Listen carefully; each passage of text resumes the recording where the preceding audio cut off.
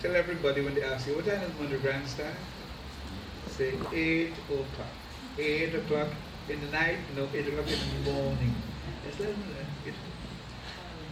Thank you very much for just listening to me on these things. I'd like to share with you today from the book of Joshua. And we will be looking at the 24th chapter. And we'll examine verses 13 through 16. Verses 13 through 16 of the book of Joshua. Now, chapter 24, verses 13 through 16. Joshua. And I have given you a land for which ye did not labor, and cities which ye built not, and ye dwell in them. Of the vineyards and oliveyards which ye planted not, do ye eat. Now therefore, fear the Lord, and serve him in sincerity and in truth, and put away the gods which your fathers served on the other side of the flood, and in Egypt, and serve ye the Lord.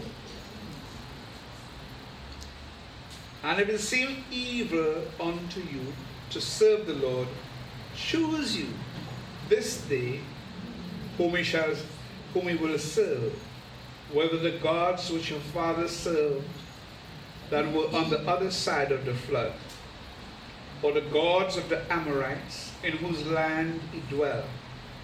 But as for me and my house, we will serve the Lord. And the people answered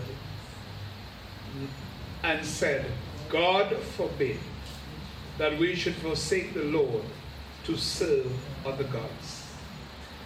I'd like us to think in terms of standing at the crossroads of decision. When you look at the book of Joshua, especially in the opening chapters, chapter 1, verse 1 to 5 upward, you realize that it tells us something of the death of Moses, the great leader. There we learn that God chose Joshua to be Israel's new leader. But Joshua was asked to complete the task that Moses had begun. The Bible does not tell us how long it took for them to conquer the land that we call the Promised Land. Nor does it tell us how they went about defeating the enemies as such. But we know from looking at from the studies that they conquered the land, and of course they inherited the land. But what, however, is of significance is that a promise which God made to Abraham many years before had been fulfilled. God promised, you go that from Genesis 15 through 18. God promised Abraham that he would give him this land. That this land also shall be for his ancestors. Well, the promise has been fulfilled. And therefore from Abraham to Isaac, and even to Jacob, the succession comes down. God had promised to give Abraham a land, and at last they got that land. They were now living in the land.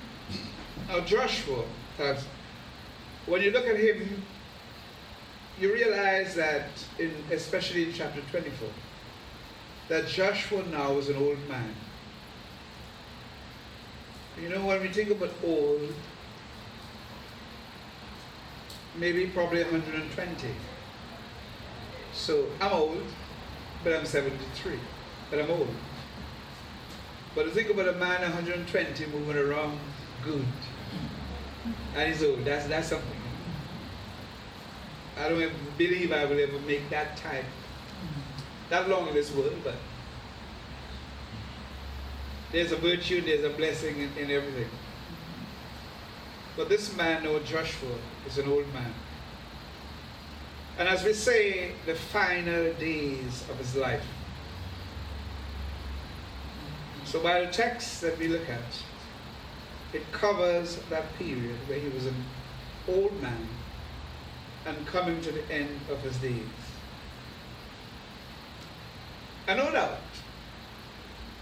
they had to choose, or he had to make a decision to choose a leader for continuity.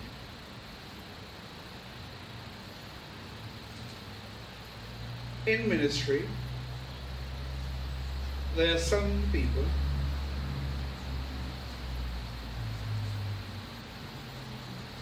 again very old in the ministry, but they will not choose a person as a second. Have somebody to assist them. They're standing there until they drop.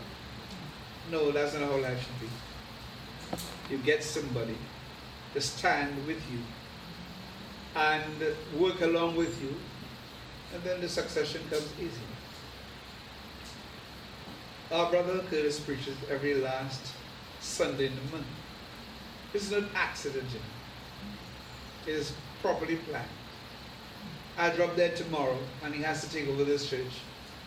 It would not be hard for you to be accustomed seeing him in the pulpit. But if he was never at the pulpit, then you'll find it looks strange. This will look strange. That will look strange. But it wouldn't be strange because he always preached anyway. Now he just be in charge. And that's how it ought to be. But like Moses, who went before him, he had reached a point in his life where he must turn over the reign of leadership to another man. But it's always a man whom God will choose. And we must remember that. God makes the choice in these cases. You don't just say, well, I like him, I put him, regardless of what. You're doing God's work, God will choose and direct. Therefore, got a person God will choose. And in verse 1, he assembled all the people together. Now that's something great. And they came to a place called Shechem. But it's most obvious. You say, why Shechem? Well, Shechem was one of the final places that Jacob settled when he returned from Canaan after living away from the family for many years. So Jacob settled there at Shechem. In Joshua 24, verse 32, the bones of Joseph was buried in Shechem. It became to them a sacred burial ground for the Israelites.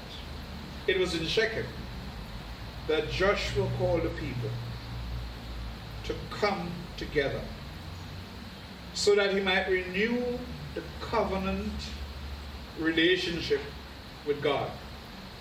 So all the people came together for that very purpose. Now the people are standing, and this is a milestone, because what we discover here is this. They had reached the place where they had settled down. Remember, they had conquered so many territories that they were now settling down and living a normal life in the new land. So for 40 years, they roamed through the wilderness, But for several years after that, they've spent their time trying to settle the land. That is, fighting this one, fighting that one, as the Lord allowed them to settle the land. But now, they have found peace, they have found prosperity, and they had an independence there. So they felt good.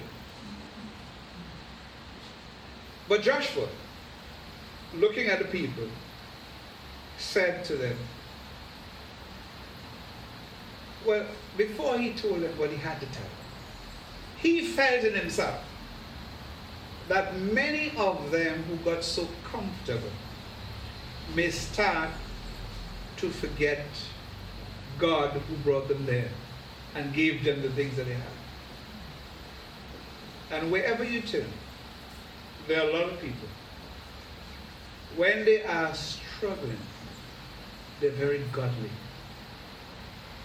But when they arrive at a certain comfort in life, they may have money to spend and they can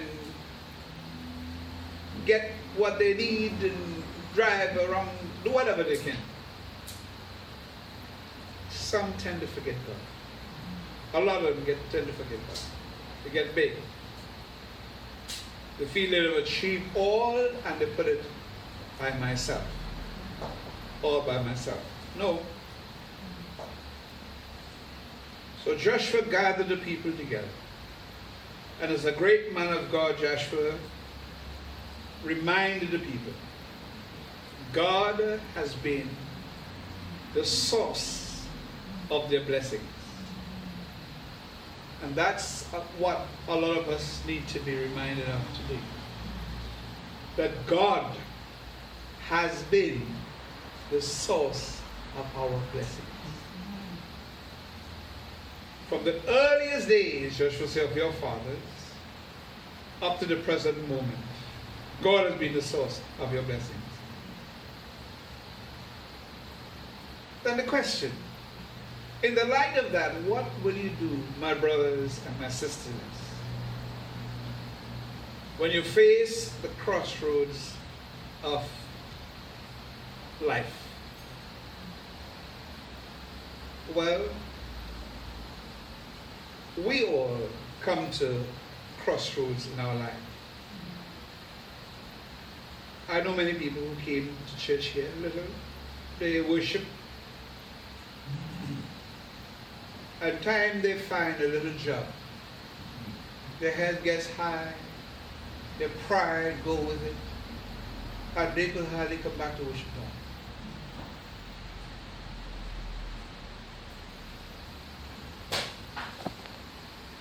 Then you have to ask yourself the question.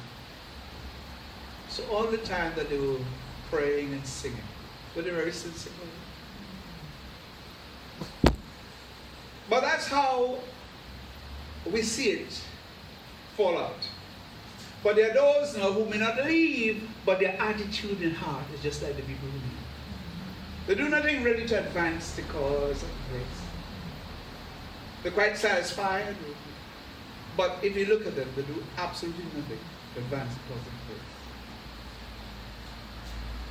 Well, Joshua was speaking to his people. We are forced many times to make choices. Whether we'll serve the God of the land